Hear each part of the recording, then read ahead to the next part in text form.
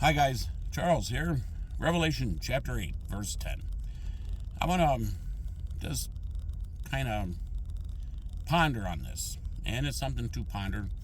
If it's true or not, it could be, might not be, but I believe the first four seals of the book of Revelation are about what man has done to himself. The wars and rumors of wars and the pestilence and the four trumpets, or the seven trumpets, overlap the seven seals. So the trumpets explain what the seals are. So we're talking chapter 8, verse 10, Revelation, and it speaks of wormwood. Now, wormwood translated into Russian is Chernobyl. And already you see where I'm going with this. It talks about a star falls from heaven, and like a meteor, and strikes the earth and pollutes the water.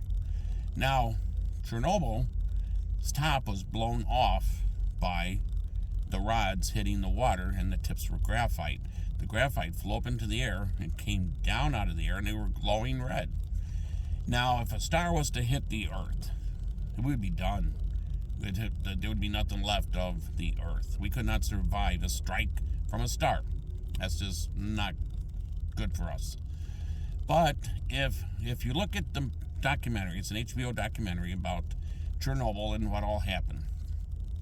When the roof was blown off, a light shined from the nuclear reactor into the heavens, and it was a bright light, like a star, and the bright light beamed into the heavens, and people were amazed by it, and they watched it, and all them guys died, but on the bridge. But that's another story.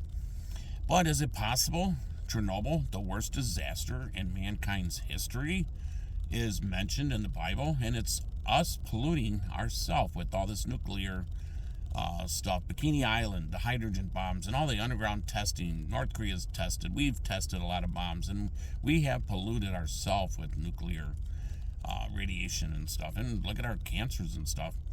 So maybe that's just God mentioning the worst disaster in humankind's history, and he throws it in there at us. I mean, he knows what he's doing. God does, and it could have just been, maybe so. And to help us stop and look to see, we need him. He don't need us. But he chose us. Now, Chernobyl, it almost destroyed half of Asia and half of Europe, because there was water inside the tanks, and the nuclear reactor was going to go thermal, and if it hit the water, it would have been blew half the continent up, and no telling what it could have done to the rest of the world. The Black Sea would have been destroyed. The Mediterranean would have been really affected, and all the underground water would have been affected. But the brave Russians, brave, I tell you, super brave, they gave their lives to save the world, and they did. And you need to watch that. It's a fascinating show. And they stopped it from hitting the main groundwater and from sinking down into the earth from being so hot and stuff. So maybe it is mentioned, wormwood is mentioned in the Bible, and maybe that's Chernobyl.